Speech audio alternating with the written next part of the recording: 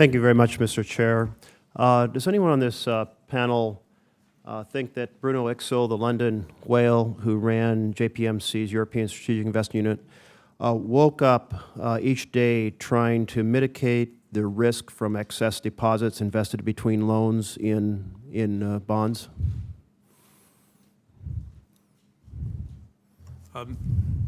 That is a related area of inquiry at the OCC. So you were inquiring, but you wouldn't argue that case? Not necessarily. No, I wouldn't think anyone would, because he woke up each day as head of the Strategic Investment Unit trying to make money for the bank. So it's kind of a basic observation. Small business across America.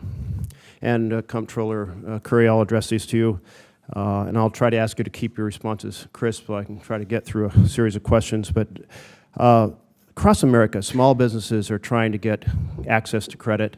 They're highly frustrated. The ability of them to access credit is essential to the recovery of our economy. Does it do damage to our economy to have banks diverting taxpayer-insured deposits into hedge fund investments rather than making loans to families and small businesses? We at the OCC, Senator, are very supportive of small business lending by the entire spectrum of national banks and federal thrifts that we supervise, both from the largest. Right, but that wasn't the question. The question is diverting deposits into hedge fund investing rather than making loans damaging to our economy? I would hope not. I hope it was. I hope that was not the case. It would not be the case. But it would be if deposits were diverted into hedge fund investing rather than making loans to small businesses. Is that what you're hoping? It wasn't the case, but you're saying it would be if that's what happened. We expect national banks and federal thrifts to meet the credit needs of their communities, including small business lending. We don't direct exactly how they do that. We assess it from the CRA. Okay, I'll continue then. Thank you. Does it increase systemic risk to have banks diverting taxpayer-insured deposits into hedge fund investments? I believe that's the intent of the Volcker provisions of the Dodd-Frank Act. Well, certainly it is the intent, but in your opinion, does it increase systemic risk? Unrestrained financial risk-taking outside a legitimate risk framework is something that we'd be very concerned about as a supervisor at the OCC. From a common citizen's point of view, when they look at the fate of long-term capital management, MF Global, AIG, Lehman Brothers, Merrill Lynch, and a host of institutions that survived only because we bailed them out, I think the case is fairly clear that if you are in the hedge fund business, you increase systemic risk, and if you're in the banking world doing hedge funds, you'd increase systemic risk. Is that a fair? Am I way off base here? Again, Senator, we would look to the banks engaging in safe and sound lending within the context of banking to the extent that it was undue risk-taking that was occurred. We would hope to either have a statutory or regulatory restraint. Let me explore it from this angle.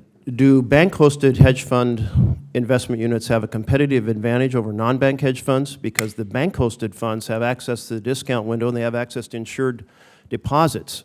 Do they have a competitive advantage over non-bank hedge funds?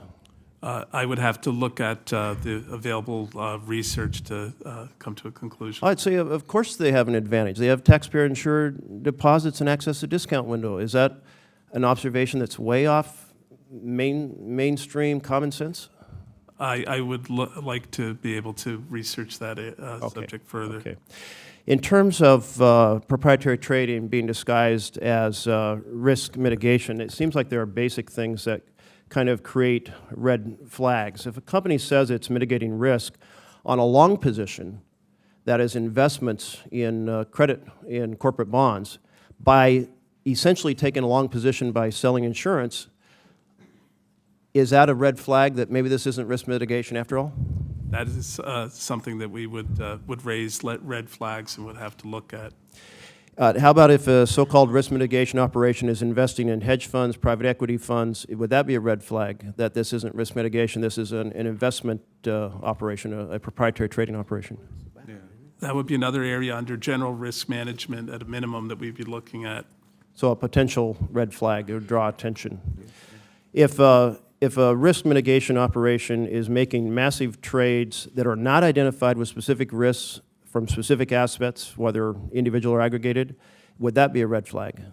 We would look at that and the other examples you've given very closely. Okay, so if they're not tightly correlated, something red flag. Are you going to support closing the loopholes that the Wall Street banks have been arguing for so they can continue hedge fund style operations? Or are you going to support closing those loopholes or keeping those loopholes? That's one of the issues that all the agencies, the banking agencies and the other agencies are looking at the proposed NPR on the Volcker rule.